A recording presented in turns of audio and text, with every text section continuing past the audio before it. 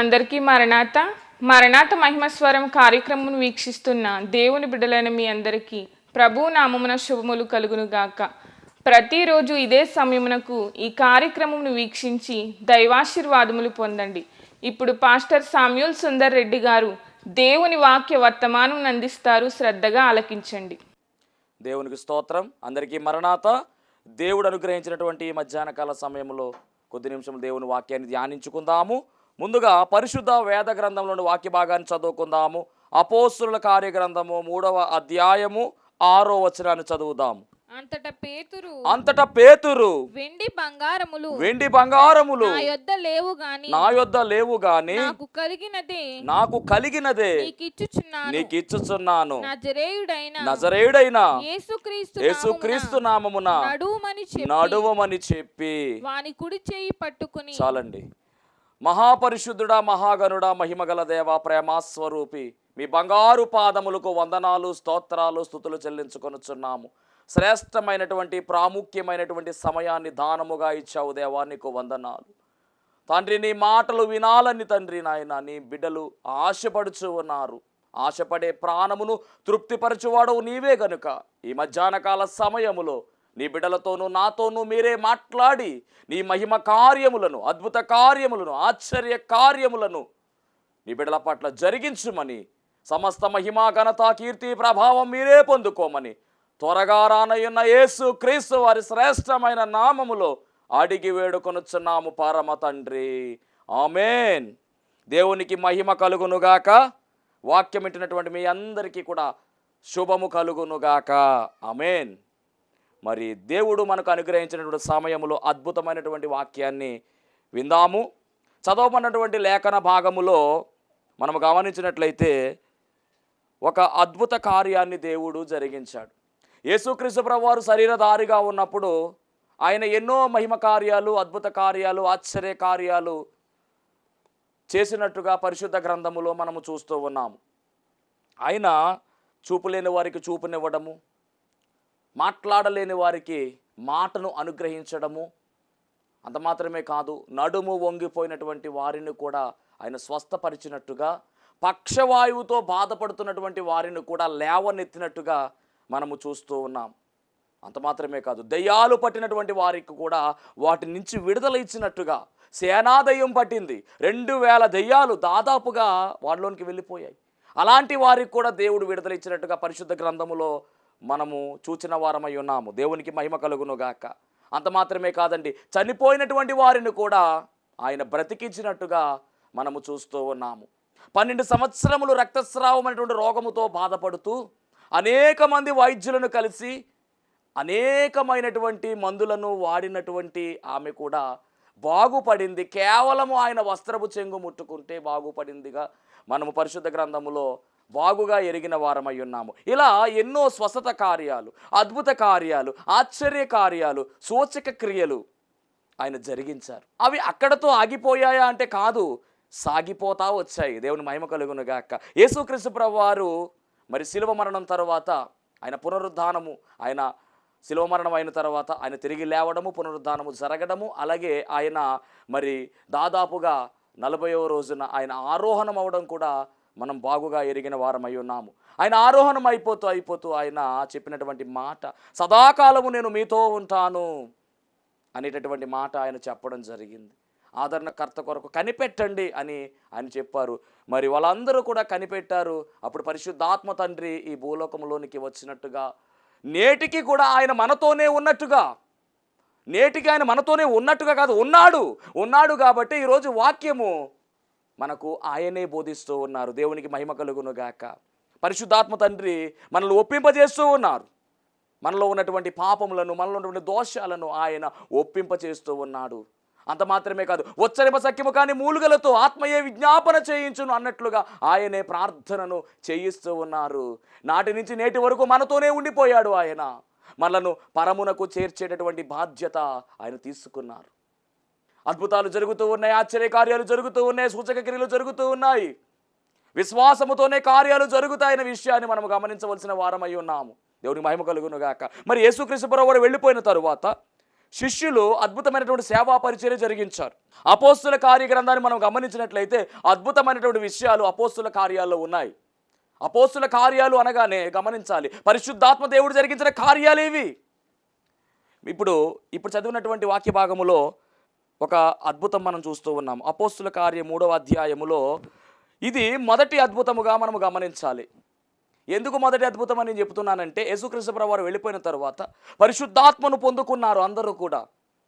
మేడగదిలో 120 మంది ఎడతెగక ప్రార్థన చేసినట్టుగా, అత్యాసక్తితో ప్రార్థన చేసినట్టుగా, ఒకే అంశము, ఒకే ఆత్మతో ప్రార్థన చేశారు అందరూ కూడా.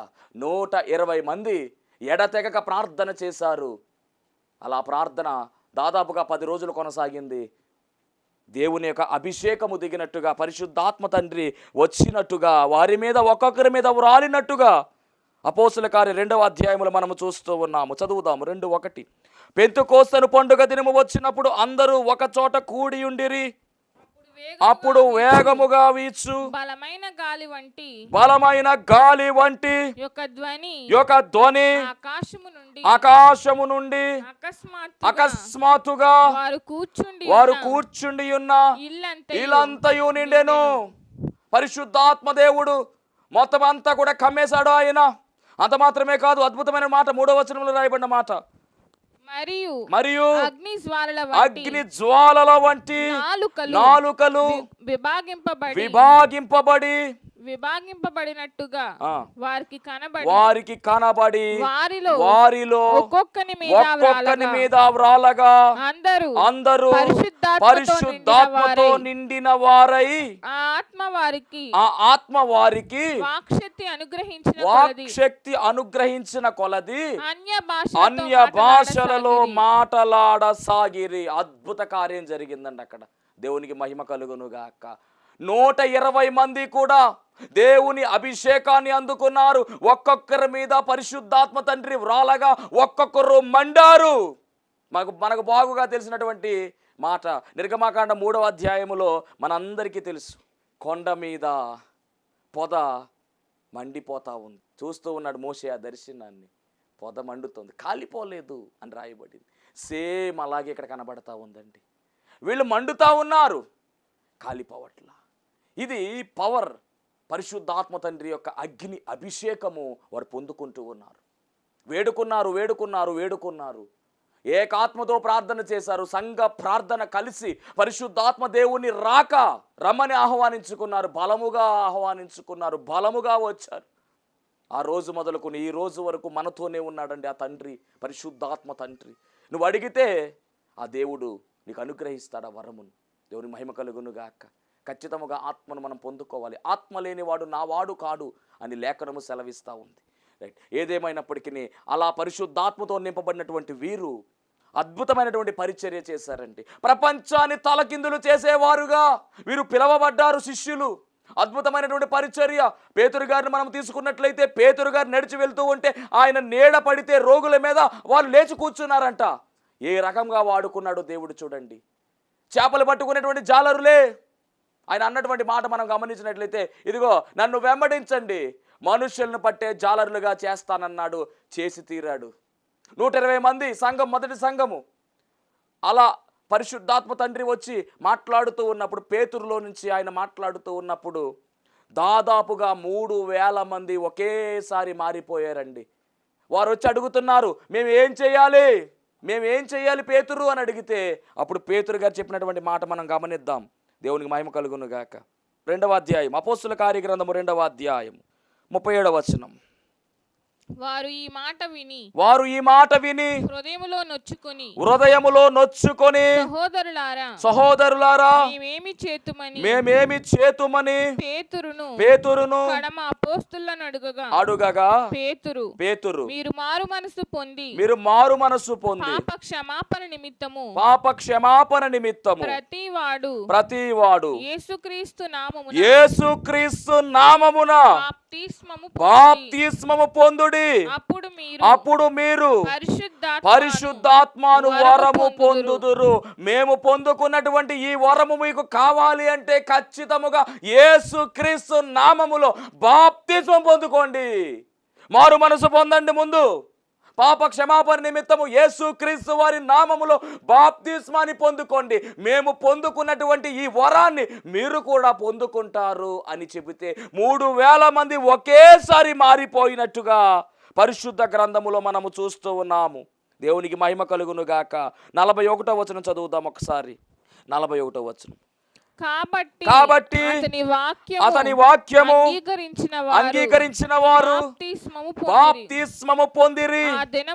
ఆ దినమందు ఇంచుమించు 3,000 మంది చేర్చబడిరి. అదండి దేవునికి స్తోత్రం. అంత మాత్రమే కాదండి, వీరందరూ ఏం చేశారు కూడా రాశారు అక్కడ. వీరు అపోస్తులుల బోధయందును సహవాసమందును రొట్టె విరుచుటయందును ప్రార్థన చేయుటయందును ఎడతెగకయుండిరి. 3,000 మంది ఒకేసారి చేర్చబడ్డారు. మొదటి సంఘము 120 మంది అయితే, తరువాత పేతురు గారి ద్వారా పరిశుద్ధాత్మ తండ్రి మాట్లాడుతూ ఉంటే దాదాపుగా 3,000 మంది చేర్చబడ్డారు. అనగా 3,000 ప్లస్ 120, 3,120 మంది సంఘము ఏర్పడింది. తర్వాత కాలంలో 5,000 మంది చేర్చబడ్డారు. అలా యోదయ, సమరయ, గలిలయ ప్రాంతాలంతా కూడా సువార్త విస్తరించింది. అంత మాత్రమే కాదు, ప్రపంచ దేశాలు విస్తరించింది. ఇప్పుడు క్రైస్తవుల సంఖ్య పెరిగింది.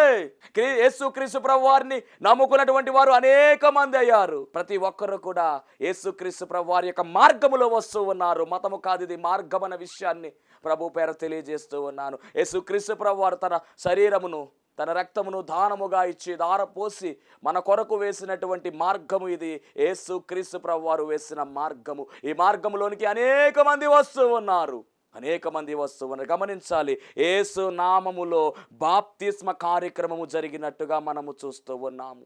అవును, రక్షణ కార్యక్రమము ఏ నామములో జరుగుతుంది అంటే యేసు నామములో జరిగినట్టుగా ఇక్కడ పరిశుద్ధ గ్రంథములో స్పష్టముగా మనకు అవగాహన అవుతూ ఉంది. కాబట్టి రక్షించే నామముగా, బాప్తిస్మము తీసుకునే నామముగా ఈ నామాన్ని మనము కలిగి ఉన్నామన్న విషయాన్ని ప్రభువు పేర తెలియజేస్తూ ఉన్నాను. ఈరోజు మరి మనం మాట్లాడుకుంటున్నటువంటి నామము యేసు నామము. అన్ని నామముల కన్నా పైనామము, అన్ని నామముల కన్నా ఉన్నతమైన నామము, రక్షణ భాగ్యమును మనకు అనుగ్రహించిన నామము. ఏ నామములోనూ రక్షణ లేదు, యేసు నామములో మాత్రమే రక్షణ ఉంది. ఎందుకంటే యేసు అనగా రక్షకుడు.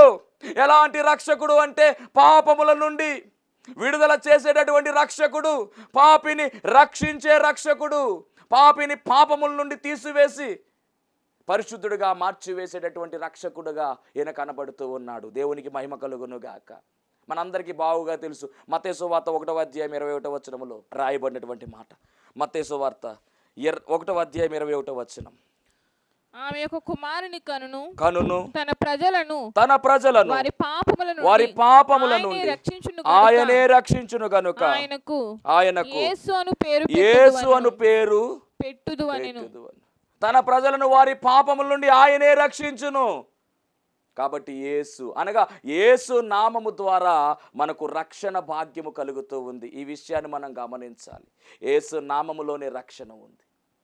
అలాగే రెండవదిగా మనం గమనించినట్లయితే, మరి మొదటగా చదువుకున్నటువంటి వాక్య భాగములో ఎప్పుడైతే అపోస్తులైనటువంటి వీరు శక్తిని పొందుకున్నారో, బలాన్ని పొందుకున్నారో, పరిశుద్ధాత్మ తండ్రి వీరితో ఉన్నారు, వీరిలో ఉన్నారు. వీరు నిలవబడితమే మాట్లాడేది ఎవరంటే ఆయనే. మీరు నిలవబడండి, మాట్లాడేది ఆయనే అనే విషయాన్ని ప్రభువే స్వయంగా తెలియజేశాడు. కనుక ఇక్కడ అపోస్తుల కార్యాల్లో 3వ అధ్యాయంలో ఏం జరిగిందంటే, వీరు ఆత్మను పొందుకున్న తర్వాత జరిగిన మొదటి అద్భుత కార్యం అండి ఇది. ఒకరోజు పగలు 3 గంటల సమయానికి మరి ప్రార్థన కాలం అది. ఆ సమయములో మరి పేతురు గారు, యోహాను గారు దేవాలయంలోనికి వెళుతూ ఉన్నారు. దేవునికి మహిమ కలుగునుగాక.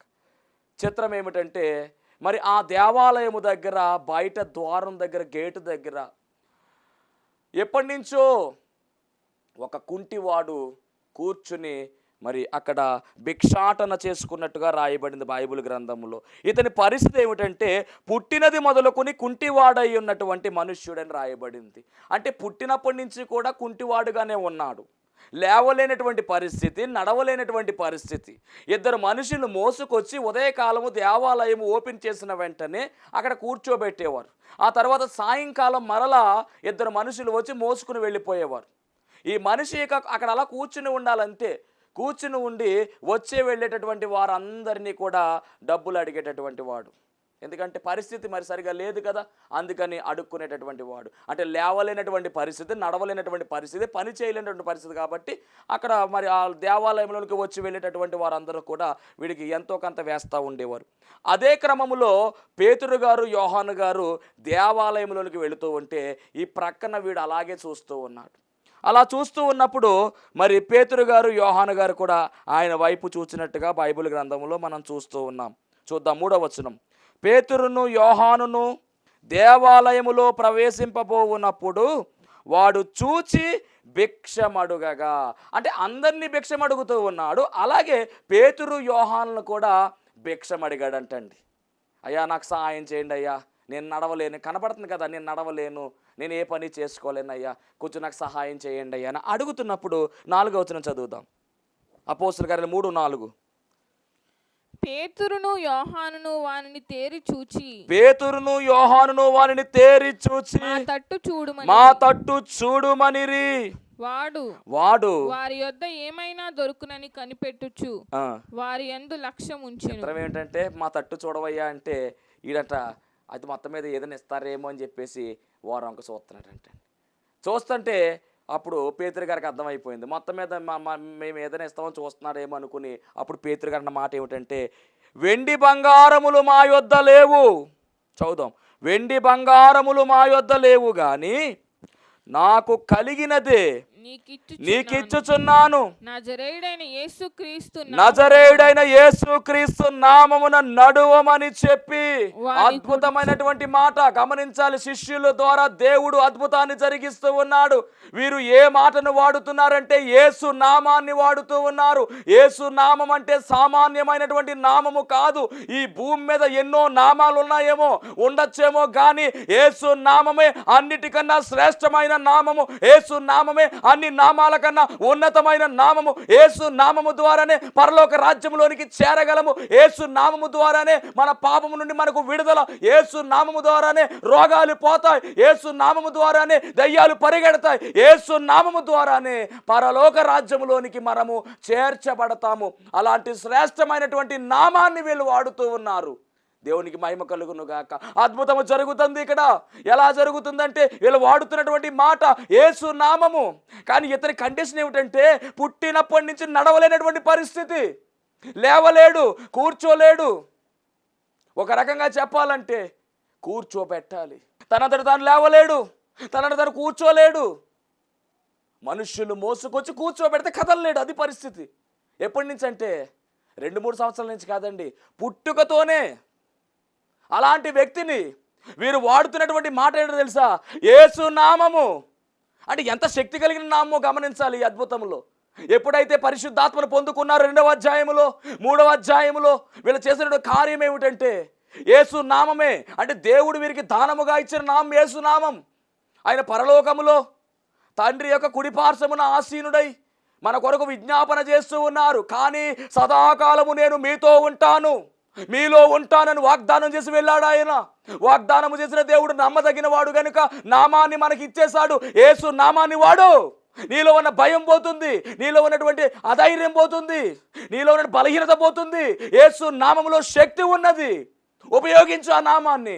వీళ్ళు వాడుతున్నారండి, యేసు నామాన్ని వాడుతున్నారు. ఒకటే అంటున్నాడు పేతురు గారు, వెండి బంగారాలు మా దగ్గర లేవు, వాటికన్నా శ్రేష్టమైనటువంటిది ఒకటి మాకుంది, అదే యేసు నామము. వాడతాను చూడు అని మొత్తం మీద అంటున్న మాట ఏమిటంటే యేసు నామమున నడువమని చెప్పి మాట చెబుతున్నాడండి బాబు. యేసు నామం నడవమని చెప్పిన వెంటనే, చెప్పిన తర్వాత వాని కుడి చెయ్యి పట్టుకున్నాడంటే పేతురు గారు. ఎవరు కుడి చెయ్యి? ఈ యొక్క నడవలేనటువంటి, ఈ కుంటివాడుగా ఉన్నటువంటి, పుట్టుక నుంచే కుంటివాడుగా ఉన్నటువంటి వాని కుడి చెయ్యి పట్టుకున్నాడు. పట్టుకుని లేవనెత్తెను. ఏమండి ఇది సామాన్యమైన విషయమా? కాదు. పుట్టుకతోనే ఎప్పుడు నిలవబడలేనటువంటి వ్యక్తి, అసలు ఎప్పుడు నిలవబడలేనటువంటి వ్యక్తి. అలాంటి వ్యక్తిని యేసు నామం అనేటువంటి ఒక మాట పట్టుకుని, చెయ్యి పట్టుకుని లేవనెత్తేసాడండి. ఆ తర్వాత ఏం జరుగుతుంది? 7వ వచనం. వాని కుడి చెయ్యి పట్టుకుని లేవనెత్తెను. వెంటనే వాని పాదములను చీలమండలను బలము పొందెను. వాడు దిగ్గున లేచి నిలిచి నడిచెను. అద్భుతమైనటువంటి మాటలండి ఇది. నిజంగా చాలా చక్కగా రాశారు ఇవి మాటలు. దిగ్గున లేచి, ఒకటి, నిలిచి, రెండు, నడచి. ఎప్పుడు నిలవలేదీడు, నిలిచాడంటండి. అంటే నిలవబడితే పడిపోతాడేమో, కానీ నిలిచిపోయాడంటండి. అలాగే మూడవదిగా నడిచాడంట. అక్కడతో ఆగలేదండి, గంతులు వేసేసాడు. మొత్తానికి గంతులు వేశాడు. దేవునికి మహిమ కలుగును గాక. ఇదంతా ఎలా జరుగుతుందంటే యేసు నామములో జరుగుతుందండి. ఎంత గొప్ప నామము చూసారా! అద్భుతమైనటువంటి నామం ఈ నామం. ఆ నామాన్ని మనం ధరించుకొని ఉన్నాం కాబట్టి భయపడద్దు, అస్సలు సమస్య వైపు చూడొద్దు. యేసు నామమును తలంచుకో, యేసు నామాన్ని జ్ఞప్తికి తెచ్చుకో, చాలు, అన్నీ కూడా క్లియర్ అయిపోతాయి. ఇక్కడ ఇతను దిగ్గున లేచాడు, నిలిచాడు, నడిచాడు, గంతులు వేశాడు. అక్కడతో ఆగిపోలేదు. దేవుని స్తుతించుచు దేవాలయంలోనికి వెళ్ళాడు. దేవాలయం బయట పరిమితి అయిపోయినటువంటి ఒక వ్యక్తి తనంతట తాను నడుచుకుంటూ, గంతులు వేసుకుంటూ, నాట్యము చేసుకుంటూ, ఆనందంతో, సంతోషంతో దేవాలయంలోనికి వెళ్ళాడండి. దీని అంతటికి కారణం ఏమిటంటే యేసు నామములో అద్భుతము జరిగింది. కాబట్టి యేసు నామము అన్ని నామముల కన్నా ఉన్నతమైన నామము. అంత మాత్రమే కాదండి, యేసు నామములో రక్షణ కార్యం ఉంది. అలాగే యేసు నామము ద్వారా దెయ్యాన్ని వదలగొట్టినటువంటి సందర్భం కూడా పరిశుద్ధ గ్రంథంలో ఉంది. చదువుదాం ఒకసారి. అపోస్తుల కార్య గ్రంథం 16వ అధ్యాయము 18వ వచనం. ఇక్కడ పౌలు గారు చేస్తున్నటువంటి కార్యము. 16 ఇలాగూ అనేక దినములు చేయుచుండెను గనుక పౌలు వ్యాకులపడి దాని వైపు తిరిగి నీవు ఈమెను వదిలిపొమ్మని యేసుక్రీస్తు నామమున ఆజ్ఞాపించుచున్నానని దెయ్యముతో చెప్పెను. వెంటనే అది ఆమెను వదిలిపోయెను. పూతోను అనేటటువంటి ఒక దెయ్యం పట్టిందంటండి ఒక స్త్రీకి. దాన్ని ఎలా వడగొట్టాడంటే ఈయన యేసు నామాన్ని ఉపయోగించాడు. వెంటనే వెళ్ళిపోయిందండి. అంటే యేసు నామాన్ని స్మరిస్తే చాలు, దయ్యాలు పరిగెత్తాలి, వనకాలి, గడగడమంట.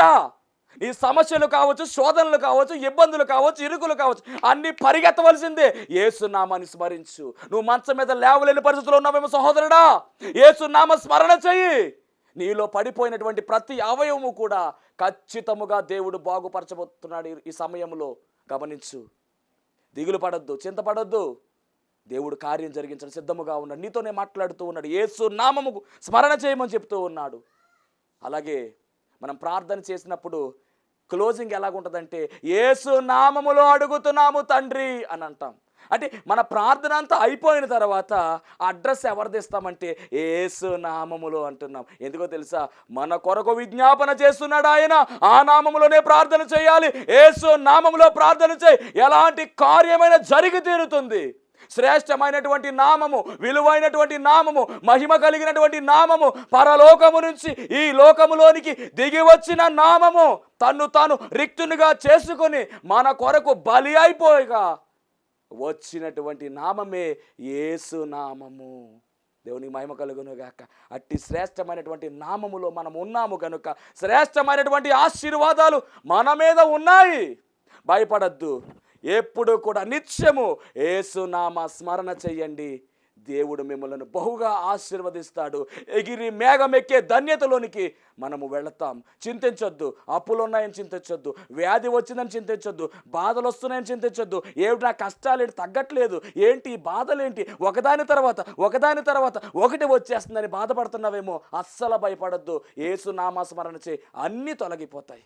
అట్టి ధన్యత దేవుడు మీ అందరికీ అనుగ్రహించును గాక. ఆమేన్. మహోన్నతుడా, నీకు వందనాలు, స్తోత్రాలు ప్రభువా. ఈ ప్రాముఖ్యమైన సమయంలో తండ్రి నీ బిడ్డలు ప్రభువా నాయన వాక్యాన్ని విని ఉన్నారు తండ్రి. అవును, కష్టాల్లో, నష్టాల్లో, బాధల్లో తండ్రి, బలహీనతల్లో ఉన్నారు దేవా, నీకు వందనాలు. వారి బలహీనతలన్నిటినీ కూడా తండ్రి విడుదల రప్పించమని, వాళ్ళ బలహీనతల్లోంచి తండ్రి నాయన నీ బిడ్డలను ప్రభువా విడుదల గావించి నడిపించమని యేసు నామములో అడిగి వేడుకొనుచున్నాం పరమ తండ్రి. ఆమేన్. అందరికీ మరణాత. పాస్టర్ గారికి, పాస్టర్ అమ్మ గారికి, సంఘ పెద్దలకి అందరికీ వందనాలండి. మాది వెస్ట్ గోదావరి, ఆలమూరు అండి. నేను ఇక్కడికి పొలం అమ్మడానికని పెట్టుకున్నామండి. 3 సంవత్సరాలైనా పొలం అమ్మడం అవ్వట్లేదండి. అది ఎవరో చెప్తే అండి ఇక్కడికి వచ్చామండి. ఈ సాలకి ఈ పాస్టర్ గారు ప్రార్థన చేయించుకున్నామండి. పొలం అమ్మకం అయిపోయిందండి. తర్వాత మా అబ్బాయి సింగపూర్లో సూపర్వైజర్గా, ఎలక్ట్రికల్ సూపర్వైజర్గా షిప్లో పనిచేస్తాడండి. అబ్బాయి కంపెనీ అయిపోయిందని వచ్చేసాడండి. ఇండియాకి వచ్చిన తర్వాత పాస్పోర్ట్ టైం కూడా అయిపోయిందండి. మళ్ళీ వెళ్ళాలి అంటే మళ్ళీ పాస్పోర్ట్ మళ్ళీ చేయించుకోవాలండి. ఇప్పుడు ఎలాగాని మేము చాలా ఇబ్బంది పడ్డామండి. అయితే పాస్పోర్ట్ కంపెనీకి పంపించండి, పాస్పోర్ట్ చేయించుకున్నామండి. 3 రోజుల్లో పాస్పోర్ట్ రావడానికి సహాయం దేవుడు చేశాడండి మాకు. అలాగే మాకు వీసా కూడా 2 రోజుల్లో వచ్చిందండి. ఈ పాస్టర్ గారే ప్రార్థన చేశారండి, మాకు అన్నీ జరిగినాయండి. ఈ చిన్న సాక్ష్యం దేవుడు దీవించును గాక. ఈ యొక్క శాలకు రావడం ద్వారా వీరి జీవితంలో దేవుడు ఎంతో అద్భుత కార్యం చేసి ఉన్నారు. మరి వీరు పొలం విషయంలో 3 సంవత్సరాలు ఎంతో ఎదురు చూసినా కానిది ఈ యొక్క శాలలో అంశం పెట్టగా ఆ యొక్క కార్యమును దేవుడు జరిగించి ఉన్నారు. అలాగే వీరి అబ్బాయి కూడా విదేశాలు వెళ్ళడానికి ఆటంకములన్నీ తీసివేసి చక్కగా వెళ్ళడానికి కూడా దేవుడు కృప చూపి ఉన్నారు. ఈ సాక్ష్యం దేవుడు దీవించును గాక. ఆమేన్. మరణాత మహిమస్వరం అనేటటువంటి ఆధ్యాత్మిక టీవీ కార్యక్రమాన్ని వీక్షిస్తున్నటువంటి మీ అందరికీ కూడా నా ప్రత్యేకమైన వందన మరణాత తెలియజేస్తూ ఉన్నాను. దేవుడు అనుగ్రహించినటువంటి ఈ కార్యక్రమం ద్వారా మీరందరూ కూడా ఎన్నో మేలులు పొందుకున్నట్టుగా మరి మేము వింటూ ఉన్నాము. అందరూ కూడా ఫోన్ కాల్ చేస్తూ ఉన్నారు. ప్రార్థన అవసరతలో ఉన్న వారందరూ కూడా ఫోన్ చేసి ప్రార్థన చేయించుకుంటున్నారు. చాలా సంతోషము. అందరూ కూడా మేలు పొందుకున్నట్టుగా మరి మీరు తెలియజేస్తున్న సమాచారం బట్టి మేము చాలా సంతోషిస్తూ ఉన్నాము. ఈరోజు ఒక ప్రత్యేకమైనటువంటి అంశాన్ని మీతో మాట్లాడాలని నేను మీ ముందుకు వచ్చి ఉన్నాను. అదేమిటంటే, దేవుడు తన మహాకృపను బట్టి సేవా పిలుపు నాకు ఇచ్చి అన్నిటినీ విడిచిపెట్టి తను రమ్మనడం జరిగింది. మరి ఆయన ఇచ్చినటువంటి పిలుపును అంగీకరించి ఆయన సేవకు నేను వ్యాపారాన్ని గట్ట అన్నీ విడిచిపెట్టి వచ్చాను. ఆ వచ్చినది మొదలుకొని ఈ దినం వరకు చక్కని సేవా పరిచర్యను దేవుడు జరిగించుకుంటూ ఉన్నాడు. చూస్తున్నటువంటి ఈ యొక్క ఈ షెడ్లో మేము ప్రతి శనివారం కూడా స్వస్థత ప్రార్థనలు అనగా శాల కార్యక్రమాన్ని జరిగిస్తూ ఉన్నాము. 1 సంవత్సర కాలం పాటు ఎలాంటి అడ్డు ఆటంకం లేకుండా చక్కని రీతిలో మరి ఈ శాల కార్యక్రమం జరుగుతూ ఉంది. దీని యజమానుడు మరి ఎలాంటి అద్దె కూడా మన నుంచి తీసుకోకుండా మరి ఫ్రీగానే ఈ కార్యక్రమాన్ని జరిగించుకోవడానికి ఆయన ఇచ్చి ఉన్నారు. కానీ ఇప్పుడు ఒక సమస్య వచ్చింది. అదేమిటంటే, కొన్ని కారణాల వల్ల ఈ యొక్క షెడ్ని అమ్మకానికి పెట్టారు. మరి ఈ యొక్క క్లిష్టమైనటువంటి పరిస్థితుల్లో మనము తీసుకుంటే ఈ షెడ్ తీసుకోవాలి, లేకపోతే బయటకు వెళ్ళవలసిన పరిస్థితి వచ్చేసింది. మరి తీసుకుందామని ప్రయత్నం చేస్తున్నాము. ఆశ అయితే మాకుంది, కానీ లక్షలాది రూపాయలు ఖర్చు అవుతుంది కాబట్టి మా దగ్గర ఎలాంటి డబ్బు లేదు. అన్నీ విడిచిపెట్టి రావడంతో సేవ కొత్తగా ప్రారంభించిన సేవ కాబట్టి తీసుకోవాలనుకుంటున్నా కానీ ఇబ్బంది పడుతూ ఉన్నాము. ఇక్కడ ప్రార్థన కంటిన్యూగా జరగాలి అంటే కనుక ఖచ్చితంగా మరి ఈ కార్యక్రమాన్ని వీక్షిస్తున్నటువంటి మీ అందరూ కూడా మీ ప్రోత్సాహాన్ని అందించినట్లయితే ఈ ప్రార్థన ఆగకుండా ఖచ్చితంగా ముందుకు కొనసాగుతుంది. కనుక మరి ఈ కార్యక్రమాన్ని వీక్షిస్తున్న మీ అందరూ కూడా ఈ దీన సేవకుని యొక్క సేవను గుర్తించి దయచేసి మీ హృదయాన్ని గనక ఆ దేవుడు ప్రేరేపించినట్లయితే ఖచ్చితముగా మీరందరూ కూడా స్పందించవలసిందిగా, మీ యొక్క చేయూతను మాకు అందించవలసిందిగా ప్రభు పేరు తెలియజేస్తూ ఉన్నాము. మా ఫోన్ నెంబర్లో టీవీ స్క్రీన్ మీద మరి ప్లే అవుతుంది ఫోన్ నెంబరు. ఆ నెంబర్కి ఫోన్ చేయండి, స్వయంగా నేనే మాట్లాడతాను. ఆ తర్వాత మరి మా ఫోన్పే కానీ గూగుల్ పే కానీ చేసి ఈ యొక్క సేవను ప్రోత్సహించవలసిందిగా ప్రభు పేరు మీ అందరికీ తెలియజేస్తూ ఉన్నాను. దేవుడు మిమ్మల్ని బహుగా ఆశీర్వదించును గాక.